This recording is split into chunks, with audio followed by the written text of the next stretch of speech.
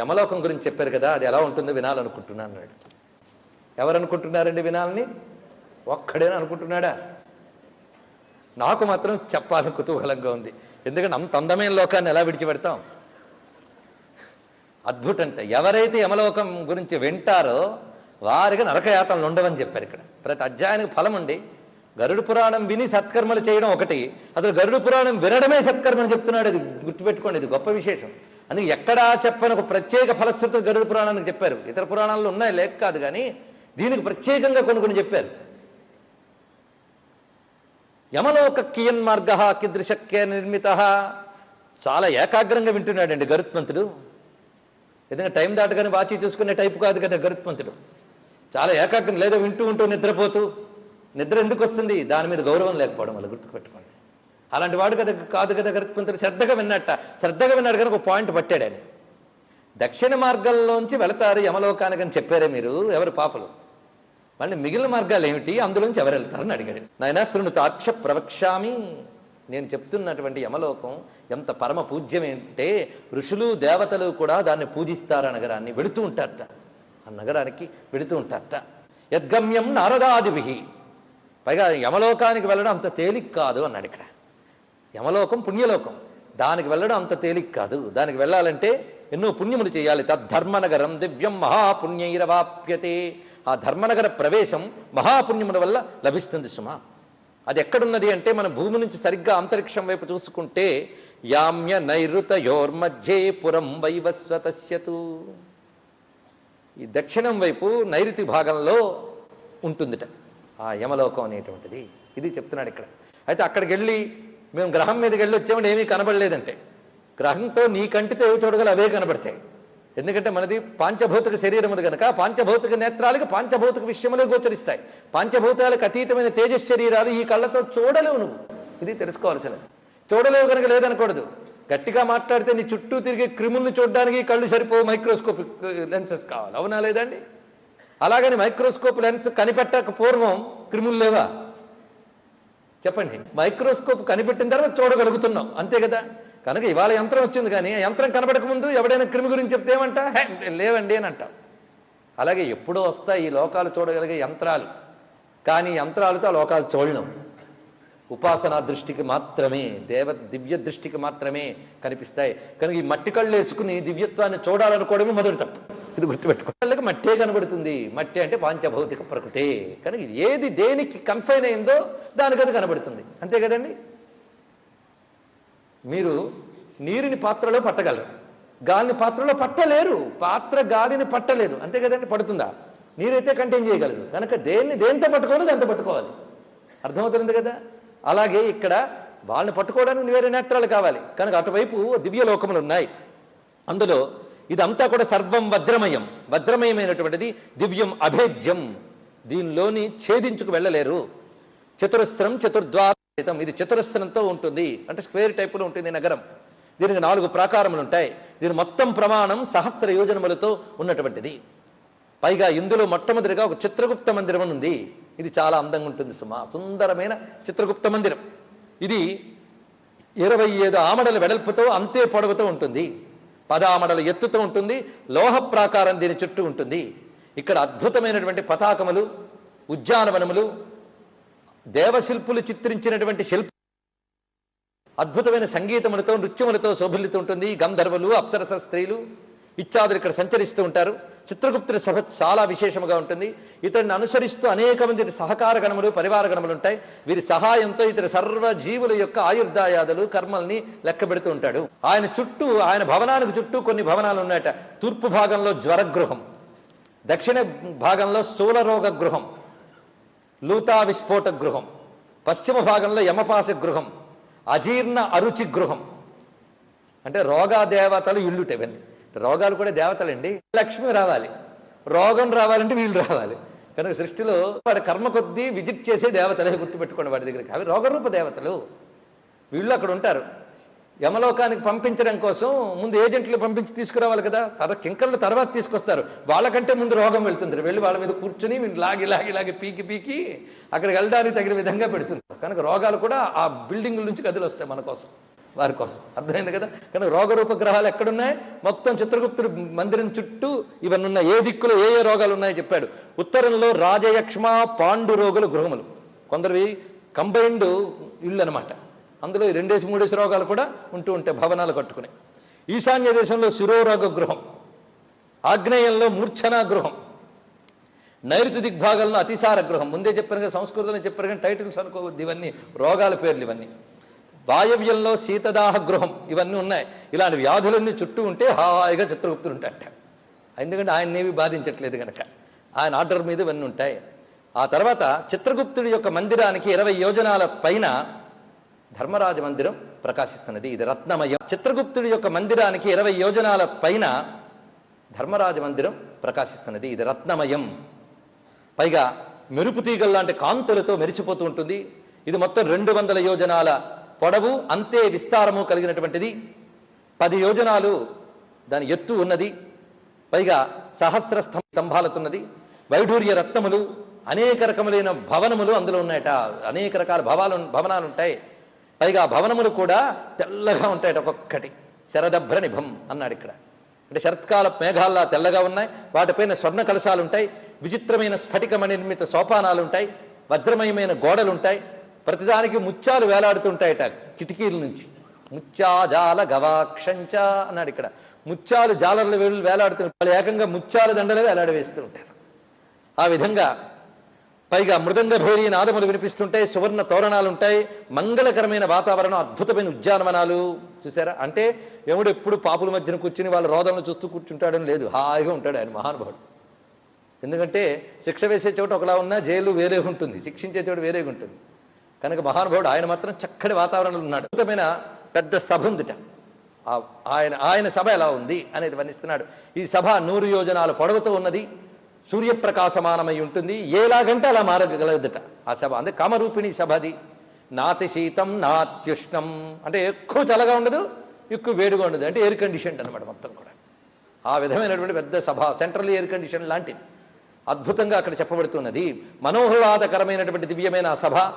ఆ సభలో కానీ యముని యొక్క మందిరంలో కానీ శోకము, మోహము, ముసలితనము, క్షుత్పిపాసలు, అప్రియము ఉండవు అన్నాడు ఇక్కడ. ఎంత అద్భుతమైన వాతావరణం చూడండి. ఎందుకంటే ఇలాంటిది శోకాలు మోహాలు లేని లోకం చూడాలని మనం చాలా యాతన పడిపోతూ ఉంటాం జీవితంలో. పొద్దుట లేచిన దగ్గర నుంచి ఏడుపు లేకుంటే బాగుండు, మోహం లేకుండా ఉండే బాగుండు అనుకుంటున్నావు, కానీ అవి ఉండకుండా పోవు. ఈ లోకంలో లక్షణమే అది. ఏడుపు లేకుండా వెళ్ళదు. ఏం చేస్తాం, జీవితం అది.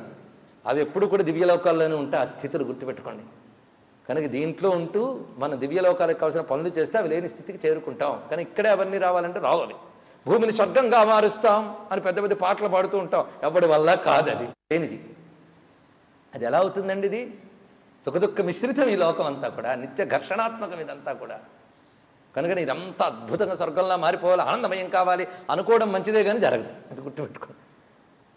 అందుకు ఇక్కడ చెప్తున్న విశేషం, ఆ లోకంలో అవేవి ఉండవట యముని యొక్క దివ్య మందిరంలో.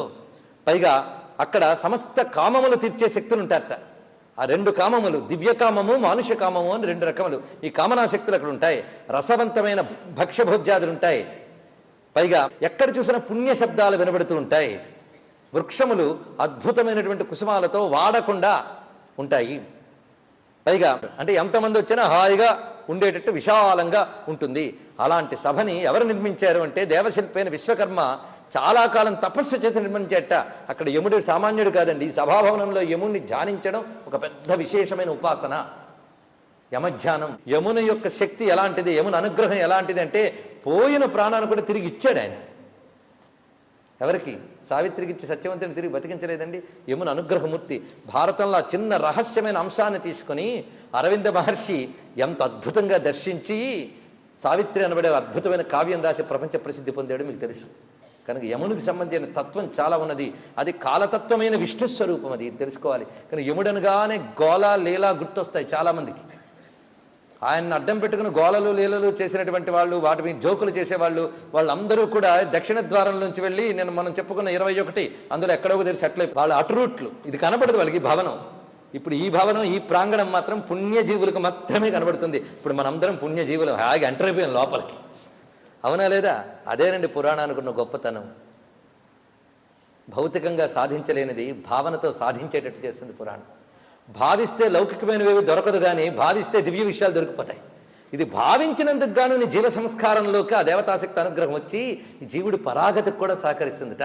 అందుకే ఇంత తొందరగా తరించిపోతాం కనుకనే గరుడ పురాణం వినకూడదు అని కొందరు ఆపారు. వింటే బాగుపడిపోతాం కదా.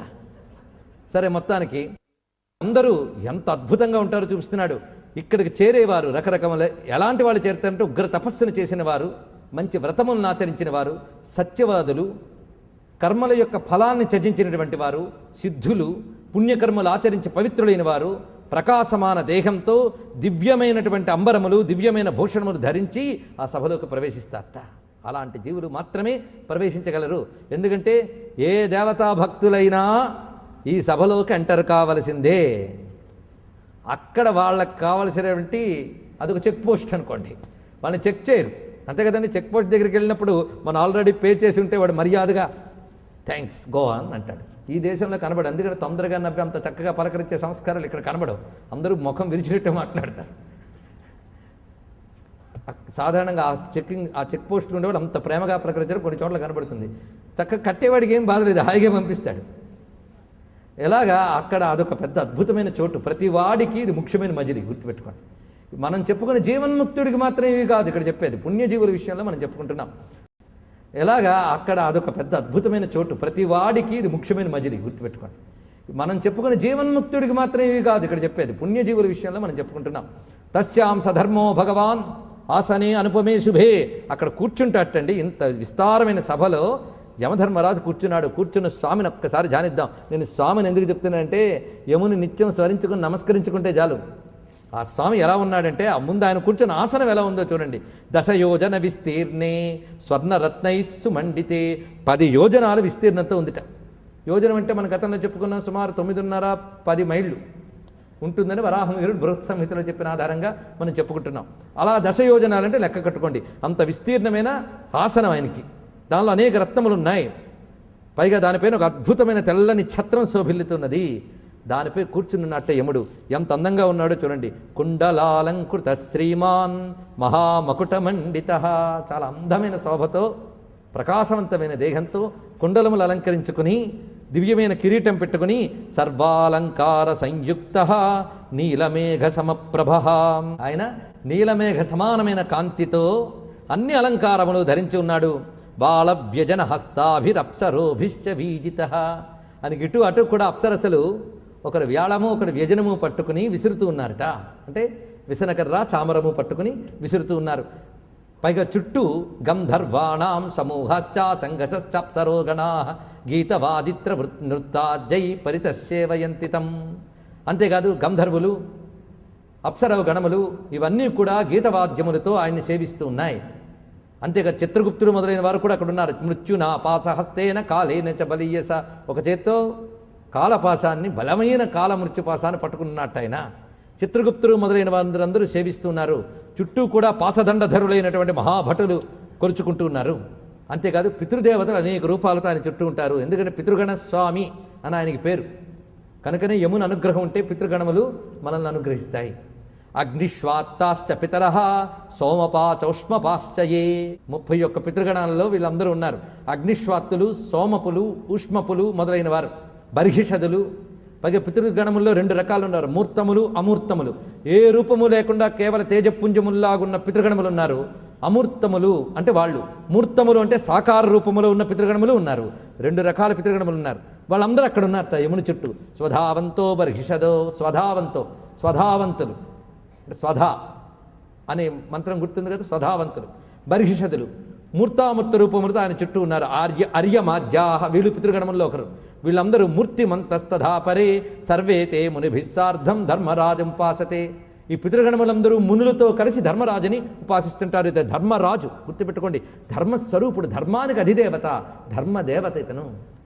ధర్మము నారాయణుని స్వరూపం అన్నారే, ఆ ధర్మస్వరూపుడు యముడు.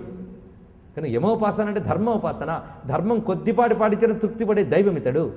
మొత్తం ఒక గ్రంథమంతా ఈయన శక్తితో నడిచింది తెలుసా మీకు?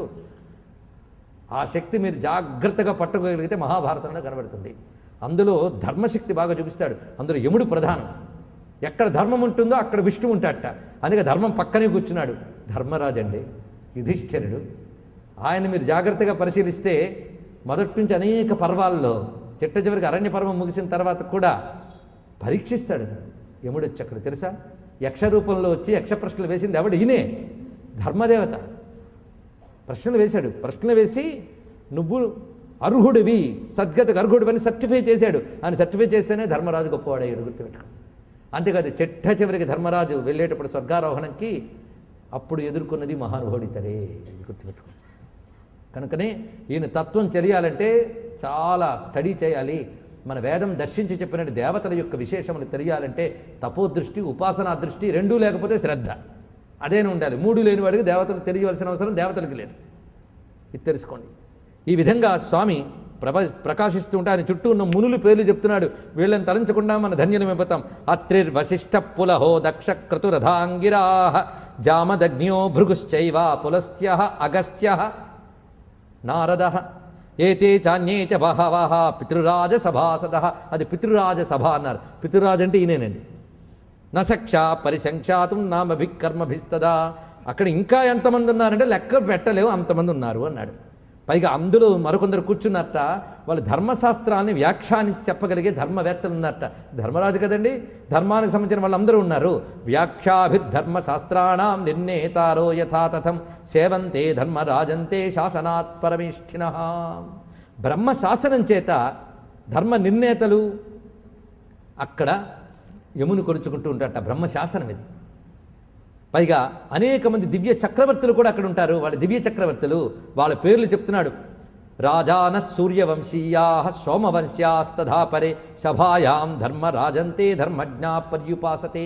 సూర్యవంశ చంద్రవంశ ఉత్తమ చక్రవర్తులు వాళ్ళు కొలుచుకుంటూ ఉంటారట దివ్య శరీరాలతో. వాళ్ళు మనుహు దిలీపో మాంధాత సగరశ్చ భగీరథ అంబరీషో నరణ్యశ్చ ముచుకుందో నిపృదు యయాతిర్నహుష ఊరుహు దుష్యంతశ్చ శిబిర్నలః భరతశంతను పాండు సహస్రార్జున ఏవ చ ఏతే రాజర్షయ పుణ్యా కీర్తిమంతో బహుశ్రుతాః. ఇక్కడ వీళ్ళ పేర్లు వింటూ ఉంటే మీరు ఒకటి తెలుసుకోవాలి. వీళ్ళందరినీ ప్రాతస్మరణీయులు అంటారట. వీళ్ళని తలంచుకుంటే పాప సంహారం మనం ఈరోజు వినగలుగుతున్నాం. అది మన భాగ్యం. వీళ్ళందరూ అక్కడ ఉంటారు. వీళ్ళు అక్కడ ఎలా కూర్చోగలిగారంటే అనేక అశ్వమేధములు చేసిన కారణంగా అక్కడ కూర్చునే యోగ్యత వాళ్ళకు వచ్చిందయ్యా అంటున్నాడు ఇక్కడ. సభాయాం ధర్మరాజస్య ధర్మ ఏవ ప్రవర్తతే. ధర్మరాజ సభలో ధర్మం తప్ప మరేమి ఉండదు సుమా. పైగా నతత్ర పక్షపాతోస్తి. అక్కడ పక్షపాతం అనేది ఉండదు. నా అనృతం నచ మత్సరః. అక్కడ మాత్సర్యం కానీ అసత్యము కానీ ఉండదు. అక్కడ ఉన్న వాళ్ళందరూ సభ్యాః సర్వే శాస్త్రవిదః సర్వే ధర్మపరాయణాః తస్యాం సభాయాం సతతం వైవస్వతముపాసతే. ఇక్కడ మళ్ళీ ఆయనకు మరొక పేరు చెప్పారు, వైవస్వతుడు. ఇవన్నీ యముని నామములు. తలంచినంత మాత్రాన మనల్ని తరింపజేసే నామములు. ఈదృశీ సభాతార్క్ష ధర్మరాజో మహాత్మనః. ఇది ధర్మరాజ సభ. ఇది ఎవరికి కనబడుతుంది? నతాం పశ్యంతి ఏ పాపాః దక్షిణేన పథాగతః. దక్షిణ మార్గం నుంచి వెళ్ళిన పాపులు మాత్రం ఈ సభను చూడలేరు. అది చెప్తున్నారు. వాళ్ళకి ఇది కనబడదు. మరి ఇతర ద్వారములు ఉన్నాయే, అందులోంచి ఎవరెవరు ఏ ఏ ద్వారంలోంచి వెళతారో ఇక్కడ చెప్తున్నారు. ఆ ద్వారాల గుండా వెళ్ళే వాళ్ళు మనము పలకరిద్దాం. ఒక్కొక్కరు ఎంతంతే ఎవరెవరు వెళ్తున్నారో. దక్షిణ మార్గం గుండా వెళ్ళే వారి గురించి ఇదివరకే చెప్పాను కదా, వాళ్ళు గోలెందుకు. అందుకు తూర్పు ద్వారం నుంచి మొత్తం మిగిలిన 3 ద్వారాల నుంచి పుణ్యజీవులే వెళ్తారు. ఏ ఏ పుణ్యములు చేసిన వారు ఏ ఏ ద్వారాల్లోంచి వెళ్తున్నారో చెప్పారు. తూర్పు ద్వార వృత్తాంతం చెప్తున్నాను విను. పూర్వ మార్గస్థు తత్రైక సర్వభోగ సమన్విత. తూర్పు ద్వారం భోగమయంగా ఉంటుంది. ఆ చోటంతా, ఆ వెళుతున్న తోవంతా అల్పవృక్షపు నీడలు ఉంటాయటండి. మొన్న చెప్పిన తోవ ఎంత ఎలాగుంది దీన్ని కంపేర్ చేసుకోండి మీరే. కల్పవృక్షపు నీడలతో చల్లగా హాయిగా ఉంటుంది. అందులో అనేక విమానాలు తిరుగుతుంటాయట. ఎందుకంటే వెళుతున్న వాళ్ళు కూడా రక్తమండితమైన విమానాలతో వెళుతూ ఉంటారు. పైగా హంసలు అక్కడ విహరిస్తూ ఉంటాయి. పైగా అద్భుతమైన తోటలు, అందులో పళ్ళు కూడా అమృతమయంగా శోభిల్లుతూ ఉంటాయి సుమా. అందులో వెళ్ళేవారు, ఆ తోవలో వెళ్ళేవారు బ్రహ్మర్షులు, రాజర్షులు, అప్సరసలు, గంధర్వులు, విద్యాధరులు, ఉరగులు అంటే నాగగణములు, వీళ్ళందరూ ఆ తోవల్లో తిరుగుతూ ఉంటారట. పైగా అక్కడి నుంచి వెళ్ళేవారు దేవతారాధన చేసేవాళ్ళు, శివభక్తి పరులు, గ్రీష్మకాలంలో చలివేంద్ర పెట్టించేవారు, శీతాకాలంలో చలి తీవ్రమైన చలి పోవడం కోసం చలిమంటలు మొదలైన రగిల్చి ఆదుకునేవారు, వర్షాకాలంలో వర్షబాధ లేకుండా ప్రయాణికులకి శుభం సౌకర్యాలు కుదిర్చేవాళ్ళు, దానముతో గౌరవంతో ఇతరుల్ని పూజించేవారు, దుఃఖించేవారిని ఓదార్చేవారు. చూడండి వీళ్ళందరూ పుణ్యాత్ములే. ఇందులో ఏ పని చేసినా మన ప్రయాణం బాగుంటుంది. ఇది గుర్తుపెట్టుకోండి. ఈ కథలు వింటే సమాజం బాగుంటుందా లేదా మీరే ఆలోచించుకోండి. చిట్ట చివరికి వచ్చేటప్పటికి సామాజిక క్షేమం కూడా ఇందులో కనిపిస్తుంది మీరు ఆలోచిస్తే. అందుకే దుఃఖాత్ములను ఓదార్చేవారు, ఒకరికి ఆశ్రయాలు కట్టించేవాళ్ళు, అంటే ఇల్లు లేదా సత్రములు ఇత్యాదులు కట్టించేవాళ్ళు, సత్యధర్మరతులు, క్రోధలోభములు లేనివాళ్ళు, పితృమాతృ భక్తులు, గురుశుశ్రూష పరాయణులు, భూమిదాతలు, గృహదాతలు, గోదాతలు, విద్యావక్తలు, పురాణ వక్తలు, పురాణ శ్రోతలు, పురాణ పారాయణ పరులు ఇందులోంచి వెళతారట. చూసారా, భగవత్ పురాణం విన్న వాళ్ళందరూ ఈ రూట్లో వెళ్తారట. కనుక మనం చెప్పిన నరకాల్లోకి ఇక్కడున్న ఎవరు వెళ్ళరు, అది తెలుసుకున్నారు అంతే. ఈ మాట గరుడ పురాణం చెప్పినప్పుడు తెలుసుకోండి, వీళ్ళందరూ అందులోంచి వెళ్తారట. ఎంత అద్భుతమైన పురాణ వక్తలు, పురాణ శ్రోతలు, శివభక్తులు, వాళ్ళని చెప్తున్నాడు. ఇందులో మరొక రహస్యం ఉంది, అది మీకు తర్వాత చెప్తాను. ద్వితీయస్తు ఉత్తరో మార్గో, ద్వితీయస్తు రెండో మార్గం, ఇది ఉత్తర మార్గం. ఇందులో రకరకాల రథములు వెళుతూ ఉంటాయట. అక్కడ ఎగురుతూ వెళ్ళారు కదా, ఇది రథములతో వెళుతూ ఉంటారు. ఇక్కడ వెళ్ళే వాళ్ళందరూ చక్కటి హరిచందనములు మొదలైన పూసుకుని హాయిగా పెడతారట. పైగా తోవలు అనేక కోనేరులు కనిపిస్తూ ఉంటాయి, అద్భుతమైన సరస్సులు, అందులో హంసలు మొదలు చక్రవాకములు ఇత్యాది జలపక్షులు శోభిల్లుతూ ఉంటాయి, అమృత రసమయమైనటువంటి సరోవరాలు, అద్భుతమైన వృక్షములు ఉంటాయి. అందులో వెళ్ళే వాళ్ళు ఎవరెవరో చూపిస్తున్నాడు ఇక్కడ. ఇందులో వేదము చెప్పినటువంటి కర్మల్ని చేసేవారు, అతిథి అభ్యాగతుల్ని పూజించేవాళ్ళు, దుర్గాభక్తులు, అమ్మవారి భక్తులు, సూర్యభక్తులు, సూర్యదేవతను ఆరాధించేవాళ్ళు, వీళ్ళందరూ ఇంట్లోంచి వెళుతుంటారు. పుణ్యకాలాల్లో పుణ్యతీర్థ యాత్రలు చేసేవాళ్ళు, పుణ్యకాలాలు పాటించేవారు, పుణ్యతీర్థ యాత్రలు చేసేవారు, ధర్మయుద్ధంలో మృతి చెందినవారు, అదేవిధంగా ఉపవాసాదులు చేస్తూ మరణించిన వారు, వాళ్ళందరికీ సద్గతులు, వాళ్ళు ఎలా వెళతారు. కాశీక్షేత్రంలో మరణించిన వారు, వీళ్ళు ఈ రూట్లోంచి హాయిగా వెళ్తారట. మరి కాశీక్షేత్రంలో మరణించిన వాడు యమలోకానికి వెళ్తాడా అంటే అక్కడ రెస్పెక్ట్ ఇస్తారు వాడికి, అది గేట్వే. అక్కడ నుంచి వాడు కైలాసానికి వెళ్తాడు, అది వేరే విషయం. అక్కడ దాకా వెళ్ళేటప్పుడు కాశీక్షేత్రంలో మరణించిన వాళ్ళు, బ్రహ్మతీర్థంలో మృతి చెందిన వారు, దేవబ్రాహ్మణ కార్యాల్లో మరణించిన వారు, పుణ్యతీర్థాల్లో మరణించేవారు, ఏ పుణ్యతీర్థంలో మరణించిన వారైనా, అదేవిధంగా దేవతలను రక్షించడం కోసం యుద్ధం చేస్తూ మరణించిన వాళ్ళు. ఇక్కడ తెలుసుకోవాల్సిన ముఖ్య విషయం ఒకటి ఉన్నది. దుర్మార్గుడైన గజనీ మహమ్మద్ మన అద్భుతమైన దేవాలయాన్ని ధ్వంసం చేశాడు, సోమనాథ్ మందిరాన్ని. అప్పుడు అనేక మంది త్యాగం చేశారు, ఆ లింగం మీద పడుకుని త్యాగం చేశారు, కానీ కాపాడుకోలేకపోయారు. అలా విశ్వనాథ మందిరాన్ని కాపాడుకోవాలని ఎందరో ప్రాణాలు కోల్పోయారు. అప్పుడంటే స్వతంత్రత లేదు, స్వతంత్రత వచ్చినా ఆలయాలను ఇప్పటికీ కాపాడుకోలేకపోయాం. ఇది బాధపడాలి. వాటిని కాపాడడం కోసం అప్పుడు ప్రాణత్యాగం చేసిన వాళ్ళు ఏమై ఉంటారు అని అనిపిస్తుంది.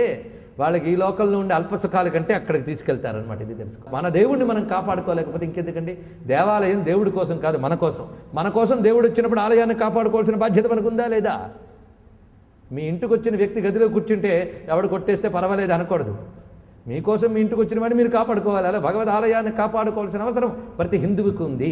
మన ఆలయాల్ని మనమే ఉద్ధరించుకోలేకపోతే, మన ఆలయాల్ని మన ముందే మనం నియోగించినటువంటి నేతలు తినేస్తూ ఉంటే, మన ఆలయాన్ని ధ్వంసం చేస్తూ ఉంటే, పట్టించుకోకపోతే నరకానికి పోతాం. పట్టించుకుని పోరాడితే మనం ప్రయోజనం సాధించకపోయినా ఆలయ రక్షణ కోసం పోరాడాడని దేవతలు సంతోషిస్తారు. కనీసం వాళ్ళ మైత్రి ఫలం ఏమైంది? చరిత్ర తిరగవేస్తే హిందూ ధర్మానికి జరిగిన దెబ్బలు ఎన్నో తెలుస్తాయి, ఇప్పటికి తగులుతున్న దెబ్బలు ఎన్నో తెలుస్తాయి. కానీ కాపాడుకోలేని దౌర్భాగ్యులు దాడిచేరి పరులైపోయారు. ఎంతో వేదనాభరితమైన అంశాన్ని ఇక్కడ విన్నవించుకుంటున్నాం. ఇలాగ ఆనాడు మన క్షేత్రాన్ని కాపాడడం కోసం త్యాగం చేసిన పుణ్యజీవులందరికీ ఇక్కడి నుంచి నమస్కరిస్తున్నాం. వాళ్ళు నిజమైన యోధులు, నిజంగా వీరుల కోసం అంటూ మీరు ఏదైనా చేయగలిగితే, హిందూ ధర్మం కోసం అసువులర్పించిన వీరుల్ని ఈరోజు ఇక్కడి నుంచి మనం స్మరిస్తున్నాం. ఇక్కడ గుర్తుపెట్టుకోండి, వాళ్ళందరూ ఈ మార్గం నుంచి వెళతారట. దేవుణ్ణి కాపాడడం కోసం గుర్తుపెట్టుకోండి. ఒక్క జీర్ణించిన ఒక ఆలయాన్ని తిరిగి ఉద్ధరిస్తే ఆ పుణ్యం అంతా ఇంత కాదు. అటువంటి వారిని ఎలా తీసుకువెళ్తున్నాడో చూడండి ఇక్కడ. కనుక వాళ్ళు ఈ మార్గంలో పెడతారు. అందుకే దేవ విధ్వంసమునందు మరణించిన వారు వాళ్ళు వెళతారు. యోగముతో శరీరం విడిచిన వాళ్ళు, సత్పాత్రుల్ని పూజించేవారు, దానపరాయణులు ఉత్తర ద్వారం నుంచి యమపురంలోకి వెళ్తారు. ఇక పశ్చిమ ద్వారంలో వెళ్ళేవారు ఎవరో చెప్తున్నారు. ఇది రత్నమందిర మండితంతో ఉంటుంది ఈ మార్గమంతా కూడా. పైగా అమృతమయమైనటువంటి అద్భుతమైన ఫలములు, కోనేరులు కనిపిస్తూ ఉంటాయి.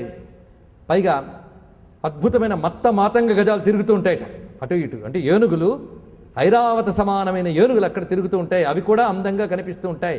పైగా అద్భుతమైన గుర్రములు, అవి కూడా ఉచ్చైశ్రవ సమానములు, అంటే దేవాశ్వము ఉచ్చైశ్రవం, అలాంటివి కనిపిస్తుంటాయి. ఇందులో వెళ్ళే వాళ్ళు ఎవరంటే ఆత్మపరులు అంటే ఈ దేహము నేను కాను ఆత్మ నేనని విచారణ చేస్తున్న వాళ్ళు, శాస్త్ర చింతన పరులు, అనన్య విష్ణు భక్తులు, గాయత్రీ జప పరాయణులు, పరహింస పరద్రవ్య పరదార పరాన్ముఖులు. అంటే పరహింస చెయ్యని వారు, పరద్రవ్యాన్ని కోరని వారు, పరస్త్రీ వ్యామోహం లేనివారు, స్వదార నిరతులు, నిత్యాగ్నిహోత్రులు, వేద పాఠకులు, బ్రహ్మచర్యాన్ని పాటించేవాళ్ళు, వానప్రస్థాశ్రం పరాయణులు, తపస్సులు, సన్యాసాశ్రం పరాయణులు, సమలోష్టాస్మ కాంచనులు అంటే మట్టిని బంగారాన్ని రాతిని సమానంగా చూడగలిగేవారు, జ్ఞానవైరాగ్య సంపన్నులు, సర్వభూత హితులు, శివ విష్ణు వ్రతాచార పరాయణులు అంటే శివవ్రతములు విష్ణువ్రతములు చేసిన వారు, కర్మల్ని బ్రహ్మార్పణం చేసేవారు, పితృదేవ ఋషి రుణములను తీర్చుకున్నటువంటి వారు, పంచమహాయజ్ఞములు చేసినటువంటి వారు, శ్రాద్ధాదులు మొదలైనవి పాటించేవారు, సకాల సంధ్యోపాసకులు, నీచులతో చెలిమి చెయ్యని వారు, సత్సంగ పరాయణులు. వీళ్ళని వెళ్తూ ఉంటే వాళ్ళని అప్సరవగణాలు దగ్గరుండి తీసుకువెళ్తూ ఉంటారట. ఇలాంటి వాళ్ళని వాళ్ళు విమానారూఢులై ఈ తోవలో వాళ్ళు ఇస్తున్న అమృతం పానం చేస్తూ వెళతారట. అక్కడికి చూడండి, మధ్య మధ్యలో డ్రింక్స్ అనమాట, అమృతపానం. ఇప్పుడు మన విమానాల్లో వెళ్తుంటే తాక్కూడని డ్రింక్స్ వాళ్ళు ఇస్తూ ఉంటే మనకు కొందరు తాగేస్తూ ఉంటారు. కానీ ఇక్కడ వీళ్ళు ఇస్తున్న విమానంలో మాత్రం అమృతపానం అవి తాగుతూ వెళుతూ ఉంటారు. యమస్థానాగతాన్ దృష్ట్వా ఇలా 3 ద్వారాల నుంచి వస్తున్న వాళ్ళని ముగ్గురిని అంటే 3 రకముల వారిని యముడు చూస్తూ లేస్తాటండి ఒక్కసారి ఆసనం నుంచి.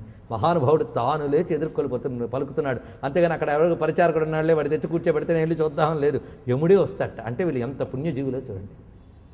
వాళ్ళ దగ్గరికి వెళ్తాట. యమస్థానాగతాన్ దృష్ట్వా స్వాగతం వదతే ముహు, వాళ్ళకి స్వాగతం అంటాట.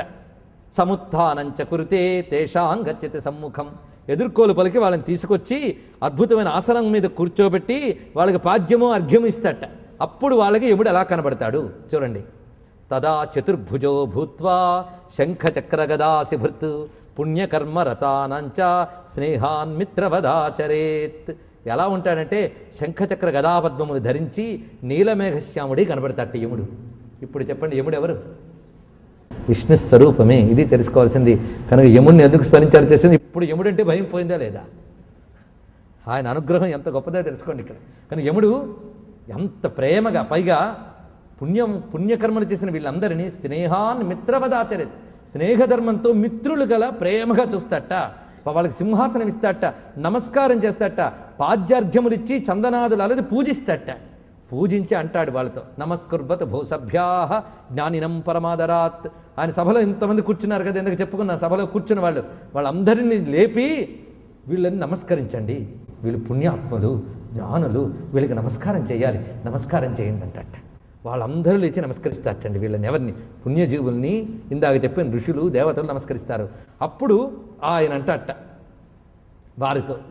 వారితో మాట్లాడుతున్నాడు యముడు. భో బుద్ధిమతాం శ్రేష్ఠాః, బుద్ధిమంతుల్లో శ్రేష్ఠులైన మహాత్ములారా, నరక క్లేశ భీరవ, మీరు బ్రతుకున్నంతకాలం నరక క్లేశములంటే భయపడి సత్కర్మలు చేశారు. భవద్భి సాధితం పుణ్యే దేవత్వం సుఖదాయకం, అందువల్లనే మీకు దేవత్వం వచ్చింది.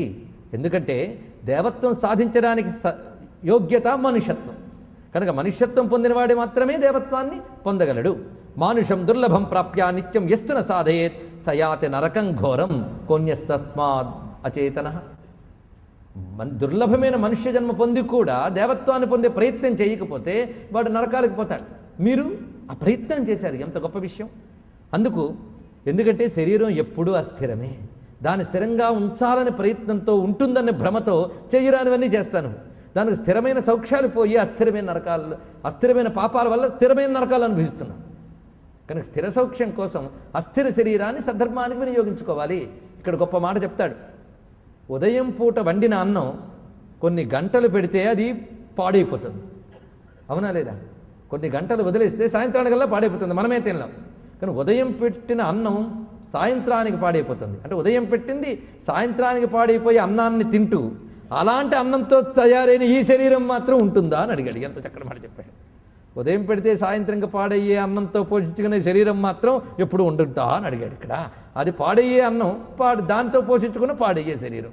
కనుక శరీరం ఉన్నప్పుడే జాగ్రత్త పడాలి, తర్వాత చేస్తే లాభం లేదు. ఉదయం పెట్టిన అన్నం సాయంత్రానికి పాడైపోతుంది. అంటే ఉదయం పెట్టింది సాయంత్రానికి పాడైపోయి అన్నాన్ని తింటూ అలాంటి అన్నంతో తయారైన ఈ శరీరం మాత్రం ఉంటుందా అని అడిగాడు. ఎంత చక్కటి మాట చెప్పాడు. ఉదయం పెడితే సాయంత్రంగా పాడయ్యే అన్నంతో పోషించుకునే శరీరం మాత్రం ఎప్పుడు ఉంటుందా అని అడిగాడు. ఇక్కడ అది పాడయ్యే అన్నం దాంతో పోషించుకున్న పాడయ్యే శరీరం. కనుక శరీరం ఉన్నప్పుడే జాగ్రత్త పడాలి, తర్వాత చేస్తే లాభం లేదు. ఈ శ్లోకాలు ఎక్కువ వస్తాయండి ఇందులో. మనం అతి తేలిగ్గా తీసిపారేసేది ఈ శ్లోకాలని. ఎందుకంటే హెచ్చరికలు విని వినిసి విసుగు పుట్టింది. అంతే ఎన్ని మార్లు వింటామండి అని. ఇన్ని మార్లు విన్నారు, ఎన్ని మార్లు పాటించారు, ఆ ప్రశ్న ఏది? కనుక కొంతమందికి చెప్పింది చెప్తే విసుగు, నిద్ర, చిరాకు ఇన్ని వస్తాయి. కానీ ఎంతవరకు పాటించామన్న వాళ్ళు చెప్పింది చెప్పినా వింటారట. ధర్మం గురించి చెప్పింది చెప్పినా ప్రేమగా వింటారట. ధర్మరాజు అలా విన్నాడు భీష్ముడు చెప్తుంటే. అలా ధర్మం గురించి వినడం ఒక పెద్ద యజ్ఞం అండి. అస్థిరైన శిరైన యో స్థిరశ్చ ధనాదిభి సంచినోతి స్థిరం ధర్మం సయేకో బుద్ధిమాన్నర. భగవంతుడు నీకు ఇచ్చినటువంటి ఇంద్రియ శక్తి, ధనశక్తి, విద్యాశక్తి ఇత్యాదులన్నీ సద్ధర్మం కోసం వినియోగించుకోవాలి. అవి మీరు చేశారు, అందుకు మీరు పుణ్యస్థానములకి చేరుకుంటున్నారు. మీరు వెళుతూ ఉంటే తోవలో అనేక లోకములు ఎదురైతే వాళ్ళందరూ అలాగే మిమ్మల్ని పూజిస్తారు, వెళ్ళండి. ఇలాగ వీళ్ళందరినీ ఆయన చెప్పి వారి వారికి ఉన్న విమానముల మీద పైలోకాలకి, ఇంకా పైలోకాలకి వెళ్ళవలసిన వాళ్ళని అక్కడ పంపిస్తారట. కొందరు మేము ఇక్కడే ఉంటారట, వాళ్ళు అక్కడే ఉంటారట. కేచిత్ ధర్మసభాయాం హి తిష్టంతి పరమాదరాత్. కొందరు ఆదరంగా అక్కడే ఉంటారట. ఎంత బాగుందండి, వండుకుండా ఉంటారా? కనుక అక్కడ కొందరు ఉంటారు. మరికొందరు ఆయా లోకములకు వెళ్తారు. ఇప్పుడు మీరు ఇందాక చెప్పిన దాన్ని సమన్వయించుకోవచ్చు. శివభక్తి పరాయణులు, అమ్మభక్తి పరాయణులు, సూర్యభక్తి పరాయణులు, విష్ణుభక్తి పరాయణులు ఇందరినీ చెప్పారు. వీళ్ళందరూ ఇక్కడికి వచ్చారు కదా. వీళ్ళని స్వామి మర్యాద చేసిన తర్వాత శివభక్తి పరాయణులు కైలాసానికి, విష్ణుభక్తి పరాయణులు వైకుంఠానికి, శక్తిభక్తి పరాయణులు మణిద్వీపానికి, సూర్యభక్తి పరాయణులు దివ్య సూర్యలోకాలకి వెళతారట. ఇవి చేసిన వాళ్ళు మాత్రమే నా మండలాన్ని ఛేదించి వెళ్ళగలరు. అంటే యమమండలం దాటి పైకి వెళ్ళగలిగేవారు ఎవరంటే వీరు. మిగిలిన వారు ఇక్కడి దాకా కూడా రాలేరు, ఛేదించలేరు. అది చెప్తున్నాడు. కనుక లోకాలకు వెళ్ళేటప్పుడు ఇది. ఇక సాయుధ్య మోక్షము, పరాభక్తితో పొందేటువంటి మోక్షము ఏదైతే ఉన్నదో, అయితే ఇక్కడ లోకాలకు ఎవరు వెళ్తారో కూడా మీకు జాగ్రత్తగా కొన్ని విషయములు చెప్పాలి. సత్వరజస్తమో గుణములతో పూజించే వాళ్ళలో తమోగుణ రజోగుణంతో పూజించిన వాళ్ళకు మాత్రము ఏ లోకానికి వెళ్ళలేరు. వాళ్ళు మళ్ళీ భయంకరమైన అవస్థలు పొందవలసిందే. కానీ సాత్విక భక్తితో పూజించే వాళ్ళు ఆ భక్తి ఉంటూ ఉండగానే మరణించారనుకోండి, వాళ్ళు దివ్య లోకాలకు చేరతారు. ఇందాక చెప్పినటువంటి యముని యొక్క ఈ లోకము, లేకపోతే స్వర్గలోకము, గంధర్వలోకము, ఇలాంటి లోకములకు వెళ్తారు ఎవరు? సాత్విక భక్తితో పూజించేవాళ్ళు. ఇవి తెలుసుకోవాలి. ఇవి నేను దేవి భాగవత ఆధారంగా మీకు చెప్తున్నా. నిర్గుణ భక్తితో పూజించేవారు. ఎందుకంటే సాత్విక భక్తి అంటే నేను మీకు అనేక మార్లు చెప్పాను. సాత్విక భక్తి అంటే భగవంతుడు సంతోషించాలి, నా పాపాలు పోవాలి అని భగవంతుడిని కొలిచే వాళ్ళందరూ సాత్విక భక్తులు. ఈ భక్తి కూడా చాలామందికి రాదు. కోరికలతో పూజించేవాళ్ళు రాజస భక్తులు, పరుల్ని హింసించాలని పూజించేవాళ్ళు తామస భక్తులు చెప్పుకున్నాం. తామస రాజస భక్తులు అక్కడి దాకా కూడా వెళ్ళలేరు, గుర్తుపెట్టుకోండి. సాత్విక భక్తులు మాత్రమే దివ్యలోకాలకు వెళ్ళగలరు. అర్థమవుతున్నది కదా. అయితే పరాభక్తికి చెందిన వాళ్ళు అంటే ఈ మూడింటి తర్వాత నిర్గుణ భక్తి ఉంది. ఇందులో కేవలం పరమాత్మ ప్రీతి, ఆయనంటే ప్రేమ, ఆయన తలంచుకుంటూనే ఒళ్ళు పులకించిపోయి కన్నుల అశ్రువులు రాస్తూ ఆయన్నే కీర్తిస్తుంటారు. ఈ భక్తికి చేరిన వాళ్ళని నిర్గుణ భక్తులను అంటారని మన కపిల గీతలో కపిలాచార్యులు కూడా చెప్పారు. ఈ భక్తికి చెందిన వాళ్ళు మరణిస్తే, ఇక్కడ దేవి భాగవతం సహాయం తీసుకుంటున్నాను, ఈ భక్తి వస్తే వాళ్ళకి నేను నా జ్ఞానాన్ని ఇస్తానంది అమ్మ. ఎవరికైతే ఈ నిర్గుణ భక్తి వస్తుందో, ఇందులో మీరు సత్వభక్తి వల్ల నిర్గుణ భక్తి, నిర్గుణ భక్తి వల్ల ఆత్మజ్ఞానం వస్తుందట. ఇది చెప్తున్నాడు. నిర్గుణ భక్తికి చేరిన వాళ్ళకి నేను నా జ్ఞానాన్ని ప్రదానం చేస్తాను. నా జ్ఞానం పొందిన వాళ్ళు నాలో లీనమైపోతారు. నా జ్ఞానం పొందకుండా నిర్గుణ భక్తిలో మరణించినట్లయితే వాళ్ళని నా లోకానికి తీసుకొస్తాను అంది. కనుక ఎవరు లోకాలకు వెళ్తారు? శివలోకానికి కానీ, వైకుంఠ లోకానికి కానీ, మణిద్వీపానికి కానీ వెళ్ళేవాళ్ళు నిర్గుణ భక్తులు. అంటే ఏ ప్రయోజనము లేకుండా, వాళ్ళకి నా పాపం పోవాలని కానీ, అమ్మవారి ప్రీతి చెందాలని కానీ, ఈ రెండు ప్రయోజనాలు కూడా ఉండవు. వాళ్ళకి ఒకటే, ఏ ప్రయోజనం లేదు. అమ్మ అంటే భక్తి. అమ్మని తలంచుకుంటే కారణం లేకుండా మనస్సు కరిగిపోతుంది. కారణం లేకుండా వాడు పులకించిపోతాడు. అమ్మ పేరు తలంచుకున్న, అమ్మ ధ్యానం చేస్తున్నా అది తప్ప మరొకటి రుచించదు వాడికి. అలాంటి భక్తుడిని అంటారు నిర్గుణ భక్తులని. గుర్తుపెట్టుకోండి. ఆ భక్తికి మనం ఎన్ని యోజనాల దూరంలో ఉన్నామో ఆలోచించుకోండి. సాత్విక భక్తికే ఎంత క్వశ్చన్ మార్కో తెలిసిపోయింది. సాత్విక భక్తి వచ్చిన వాడు ఆ లోకానికి వెళ్తాడు. నిర్గుణ భక్తి వచ్చిన వాడు అమ్మ లోకానికో, లేదు విష్ణు లోకానికో, లేదు శివలోకానికి వెళ్తాడు. ఎవడు ఏ లోకానికి వెళ్తాడో తెలియాలి. గతుల గురించి చెప్తున్నాను కదా. అయితే అమ్మవారు ఈ నిర్గుణ భక్తి వచ్చినప్పుడు ఆత్మజ్ఞానం ఇచ్చేస్తే వాడు సాయుధ్య మోక్షానికి వెళ్ళిపోతాడు. సాలోక్య, సారూప్య, సామీప్య మోక్షములు ఇందాక చెప్పిన వాళ్ళకి వస్తుంది. ఎవరికి? నిర్గుణ భక్తులకి. సాత్విక భక్తి ఉన్న వాళ్ళు స్వర్గాది లోకముల్లోనే సెటిల్డ్. కొందరికి సాత్విక భక్తి ఉన్నప్పుడు ఈ జన్మలోని నిర్గుణ భక్తిలోకి మారుతుంది. అది మారకుండా ప్రారబ్ధవశాత్తు దేహం పోతే వాళ్ళు దివ్యలోకాల్లో తిరిగి, అంటే స్వర్గాది లోకాల్లో తిరిగి తర్వాతి జన్మలో నిర్గుణ భక్తులు అవుతారు వాళ్ళు. ఇది గుర్తుపెట్టుకోండి. ఈ నిర్గుణ భక్తులు ఆ ఆత్మజ్ఞానం పొందకుండా ప్రారంధవశాత్తు పోయినట్లయితే ఈ సారూప్య సామీప్య ముక్తులు పొంది అక్కడ ఆ లోకంలో ఉన్న భోగాలను అనుభవిస్తారట. ఇందాక నేను చెప్పిన లోకం కంటే అది ఇంకా గొప్పగా ఉంటాయి. వైకుంఠ లోకంలో కానీ కైలాసాది లోకాల్లో కానీ అక్కడ ఇంకా అద్భుతమైన భోగాలు అనుభవిస్తారు. ఆ అనుభవం అయిపోయిన తర్వాత అక్కడ అమ్మవారో విష్ణువో శివుడో వాళ్ళకి జ్ఞానం ఇచ్చి తనలో లీనం చేసుకుంటారు అక్కడే. ఇది చెప్తున్నారు. ఇది దేవి భాగవతంలో అమ్మ చెప్పిన మాట. ఇది చెప్తున్నారు. కనుక ఇక్కడే నిర్గుణ భక్తి వల్ల క్రమంగా బ్రహ్మజ్ఞానం వచ్చిన వాళ్ళు ఉన్నారు, మహాత్ములు చాలామంది ఉన్నారు. కనుకనే మనం ఎప్పుడు దేనికోసం ప్రయత్నించాలి? నిర్గుణ భక్తి రావడం కోసం ప్రయత్నించాలి. నిర్గుణ భక్తి రావడం కోసం ఏ భక్తి ఆశ్రయించాలి? సాత్విక భక్తి ఆశ్రయించాలి. కనుక ప్రతి వాళ్ళకి రాజసం తప్పకుండా ఉంటుంది. ఎందుకంటే మానవ జన్మలో రాజసం ఎక్కువ ఉంటుంది. భూతప్రేత పిశాచ తిర్యగణముల్లో అంటే పక్షులు పశువుల్లో తమోగుణం ఎక్కువ ఉంటుంది. దేవగణముల్లో సత్వగుణం ఎక్కువ ఉంటుంది. కనుక మనలో రజోగుణం ఎక్కువ ఉంటుంది, తప్పదు. అందుకే కోపం ఎక్కువ, తాపం ఎక్కువ, కోరికలు ఎక్కువ, సహజం. మరేం చేస్తాం? కానీ దీని నుంచి క్రమంగా సత్వం వైపు ట్రై చేయాలి.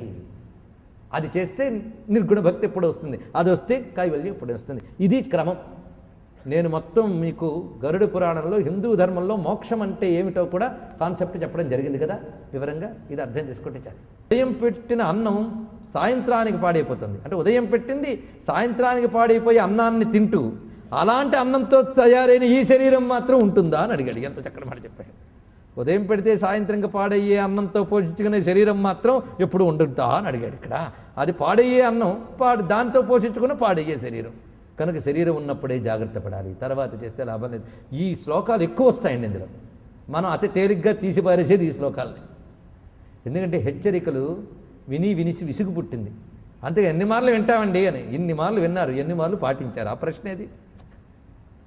కనుక కొంతమందికి చెప్పింది చెప్తే విసుగు, నిద్ర, చిరాకు ఇన్ని వస్తాయి.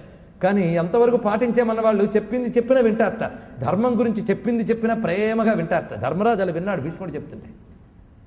అలా ధర్మం గురించి వినడం ఒక పెద్ద యజ్ఞం అండి. అస్థిరైన శిరేణ యో స్థిరశ్చ ధనాదిభి సంచినోతి స్థిరం ధర్మం సయేకో బుద్ధిమాన్నర.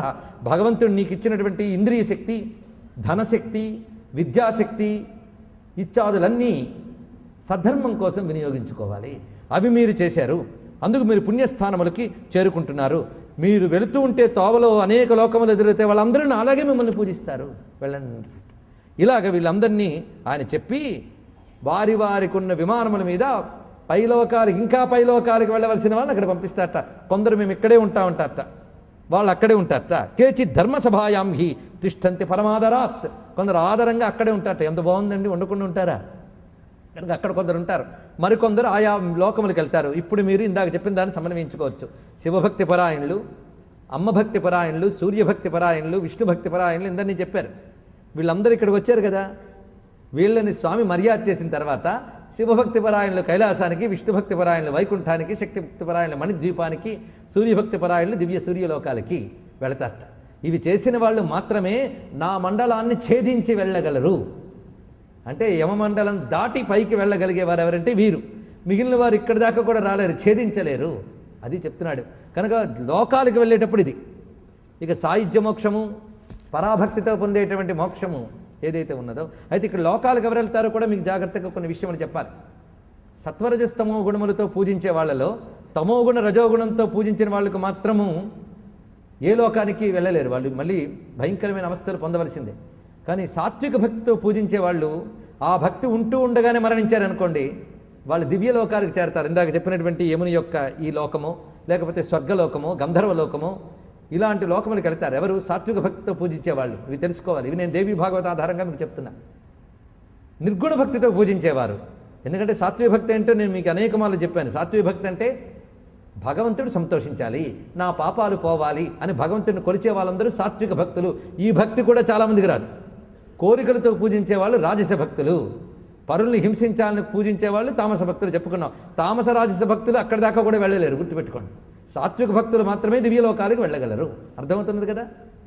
అయితే పరాభక్తికి చెందిన వాళ్ళు అంటే ఈ మూడింటి తర్వాత నిర్గుణ భక్తి ఉంది. ఇందులో కేవలం పరమాత్మ ఎందు ప్రీతి, ఆయనంటే ప్రేమ, ఆయన తలంచుకుంటూనే ఒళ్ళు పులకించిపోయి కన్నుల అశ్రువులు రాస్తూ ఆయన్నే కీర్తిస్తుంటారు. ఈ భక్తికి చేరిన వాళ్ళని నిర్గుణ భక్తులను అంటారని మన కపిల గీతలో కపిలాచార్యులు కూడా చెప్పారు. ఈ భక్తికి చెందిన వాళ్ళు మరణిస్తే, ఇక్కడ దేవి భాగవత సహాయం తీసుకుంటున్నారు, ఈ భక్తి వస్తే వాళ్ళకి నేను నా జ్ఞానాన్ని ఇస్తానంది అమ్మ. ఎవరికైతే ఈ నిర్గుణ భక్తి వస్తుందో, ఇందులో మీరు సత్వభక్తి వల్ల నిర్గుణ భక్తి, నిర్గుణ భక్తి వల్ల ఆత్మజ్ఞానం వస్తుందట. ఇది చెప్తున్నాడు. నిర్గుణ భక్తికి చేరిన వాళ్ళకి నేను నా జ్ఞానాన్ని ప్రదానం చేస్తాను. నా జ్ఞానం పొందిన వాళ్ళు నాలో లీనమైపోతారు. నా జ్ఞానం పొందకుండా నిర్గుణ భక్తిలో మరణించినట్లయితే వాళ్ళని నా లోకానికి తీసుకొస్తాను అంది. కనుక ఎవరు లోకాలకు వెళ్తారు? శివలోకానికి కానీ వైకుంఠ లోకానికి కానీ మణిద్వీపానికి కానీ వెళ్ళేవాళ్ళు నిర్గుణ భక్తులు. అంటే ఏ ప్రయోజనము లేకుండా వాళ్ళకి నా పాపం పోవాలని కానీ అమ్మవారి ప్రీతి చెందాలని కానీ ఈ రెండు ప్రయోజనాలు కూడా ఉండవు. వాళ్ళకి ఒకటే, ఏ ప్రయోజనం లేదు. అమ్మ అంటే భక్తి. అమ్మని తలంచుకుంటే కారణం లేకుండా మనస్సు కరిగిపోతుంది. కారణం లేకుండా వాడు పులకించిపోతాడు. అమ్మ పేరు తలంచుకున్న, అమ్మ ధ్యానం చేస్తున్నా అది తప్ప మరొకటి రుచించదు వాడికి. అలాంటి భక్తుడిని అంటారు నిర్గుణ భక్తులని. గుర్తుపెట్టుకోండి. ఆ భక్తికి మనం ఎన్ని యోజనాల దూరంలో ఉన్నామో ఆలోచించుకోండి. సాత్విక భక్తికే ఎంత క్వశ్చన్ మార్కో తెలిసిపోయింది. సాత్విక భక్తి వచ్చిన వాడు ఆ లోకానికి వెళ్తాడు. నిర్గుణ భక్తి వచ్చిన వాడు అమ్మ లోకానికో లేదు విష్ణు లోకానికో లేదు శివలోకానికి వెళ్తాడు. ఎవడు ఏ లోకానికి వెళ్తాడో తెలియాలి.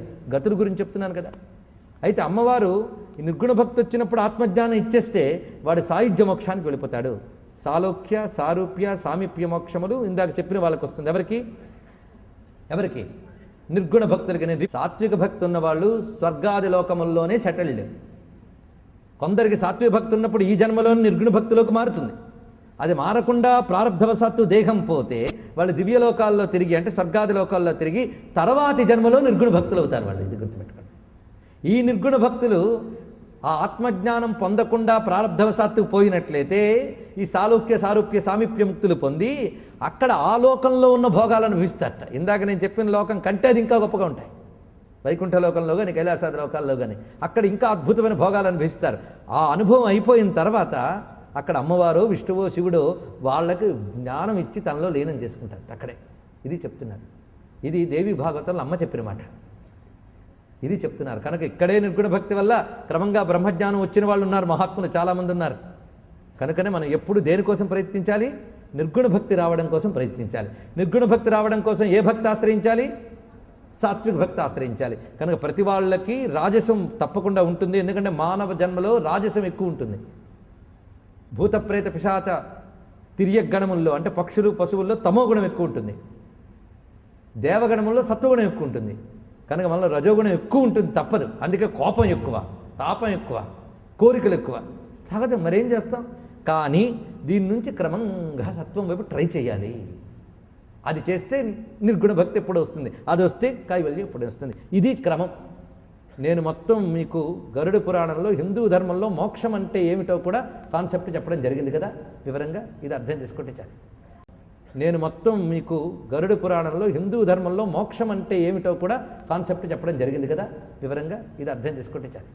కనుక వాళ్ళని ఆ పైలోకానికి పంపిస్తాట. ఉషిత్వా తత్ర కల్పాంతం భుక్త్వా భోగానమానుషాన్ ప్రాప్నోతి పుణ్యశేషేన మానుష్యం పుణ్యదర్శనం. అంతేకాదు కొంతమంది ఇక్కడ ఉండిపోతారని చెప్పాం కదా, వాళ్ళు అక్కడ అనేక భోగములు అనుభవించి తర్వాతి జన్మలో మళ్ళీ భూమి యందు ఉత్తమ మానవులుగా జన్మించి అప్పుడు శాస్త్రార్థ విచారణ చేసి ఆత్మజ్ఞానాన్ని పొంది కైవల్యం పొందుతారు. అంటే ఆత్మజ్ఞానం పొందే వరకు పూర్తి కైవల్యము లేదు.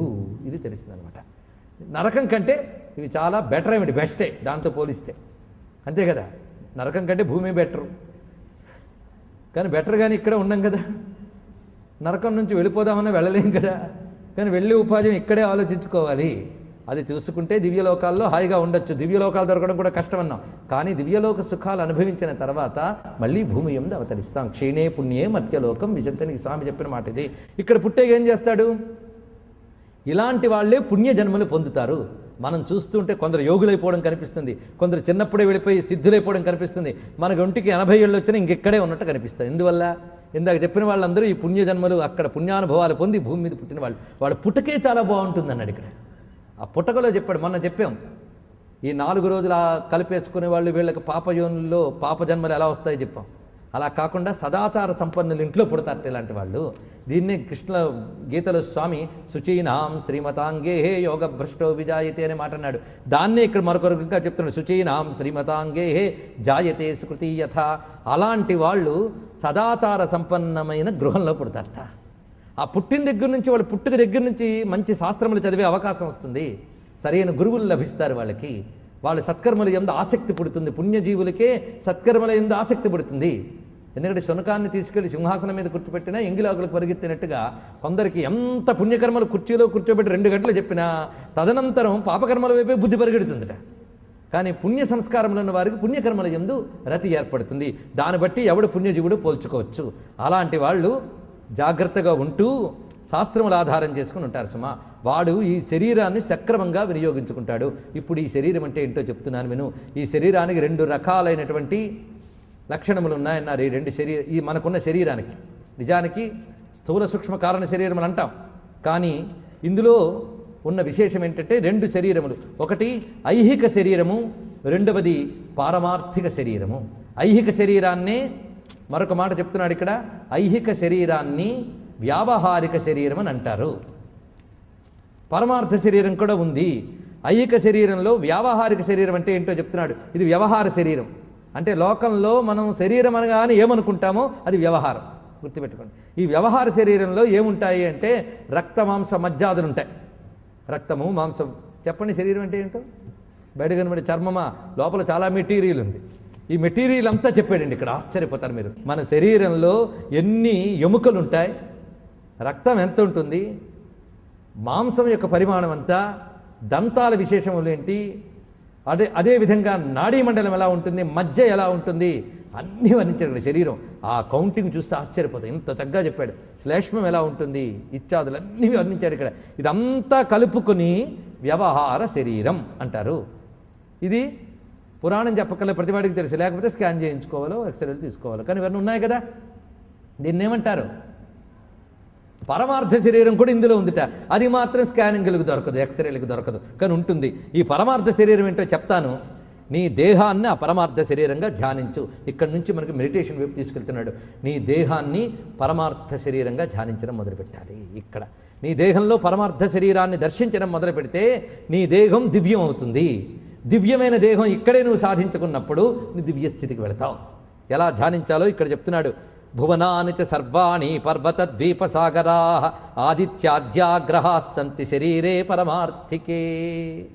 నీ శరీర పరమార్థ శరీరంలో సర్వభువనములు ఉన్నాయి, పర్వత ద్వీప సాగరములు ఉన్నాయి, ఆదిత్యాది నవగ్రహములు పరమార్థ శరీరంలో ఉన్నాయట. ఏదండి ఎప్పుడు కనబడదే, ఎక్కడ చూడాలో చెప్తున్నారు. ఇది మెడిటేట్ చేయి, ధ్యానం చేయి, ఉందని భావించు. ఉన్నదాన్నే భావించు, ఉందని భావించు. ఇది తెలుసుకోండి. ఉన్నదే కనబడదు కనుక ఉందని భావించాలి. అర్థమైంది కదా. ఎలాగైతే రాగి తీగ కనబడుతుంది కానీ దానిలో ఎలక్ట్రిసిటీ కనబడదు. మనకి కనబడుతుందా? ముట్టుకు చూస్తే తెలుస్తుంది, అది వేరే విషయం. కానీ కంటికి కనబడదు కదా. అది ఒక ఇంద్రియానికి గోచరం కాలేదు, ఇంకో ఇంద్రియానికి గోచరం అవుతుంది. ఇది ఏ ఇంద్రియానికి గోచరం కానిది. గోచరం కాదు కానీ ఉంది.